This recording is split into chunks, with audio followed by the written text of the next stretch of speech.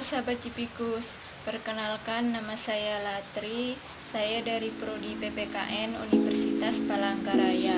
Di sini saya akan menyampaikan materi saya tentang kritik terhadap komunisme.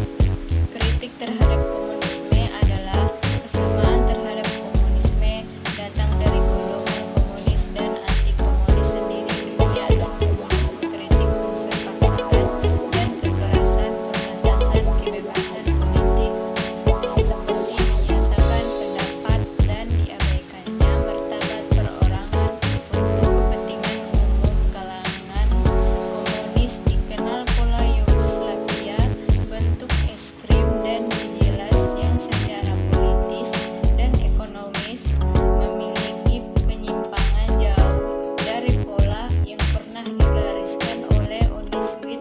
Dalam Uniswit akhir-akhir ini terdengar suara-suara kritik dan disiut dari kalangan ilmuwan dianggap serius, yaitu Anders Shapirow, tentang pengertian dari komunisme. Komunisme adalah ideologi yang berkenaan dengan filsafat politik, sosial, dan ekonomi yang bertujuan untuk hanya menciptakan masyarakat dengan aturan sosial ekonomi berdasarkan kepemilikan bersama alat produksi dan tidak adanya kelas sosial uang dan negara. Pengertian terhadap komunisme. Komunisme adalah sistem politik dan ekonomi yang menekankan pada pembagian kekayaan yang adil dan kemeratakan sosial.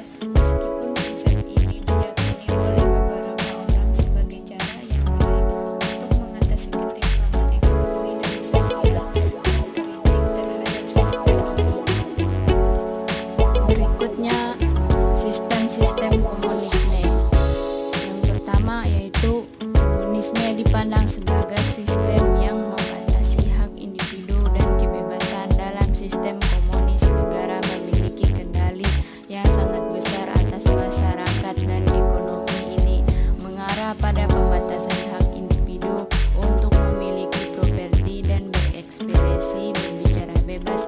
Beberapa orang juga menganggap bahwa sistem ini juga menghapus motivasi individu untuk bekerja keras dan menciptakan inovasi, karena pembagian kekayaan yang merata dilakukan secara otomatis oleh negara lain.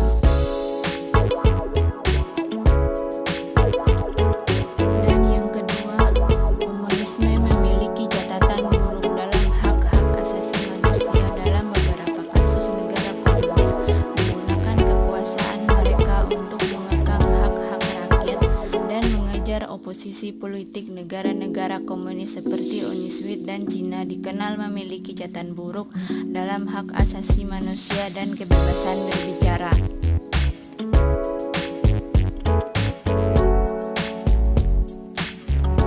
Dan yang ketiga, sistem komunis dikenal memiliki ekonomi. Beberapa negara yang mengklaim sebagai negara komunis perekonomian yang stagnan dan tidak mampu memenuhi kebutuhan masyarakat yang dikaitkan dengan kurangnya insentif bagi individu dan perusahaan untuk berinovasi dan membuat kemajuan ekonomi.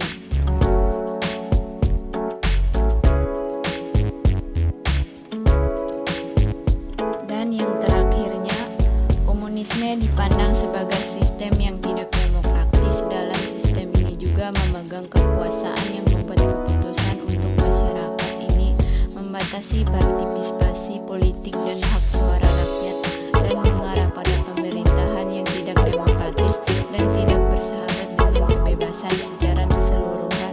Meskipun konsep komunisme menarik bagi beberapa orang sebagai cara untuk mengatasi masalah sosial dan ekonomi, banyak kritik ditunjukkan pada sistem ini. Dan yang berikutnya, negara komunis adalah istilah politik yang digunakan untuk mendeskripsikan bentuk pemerintah suatu negara yang menganut sistem satu partai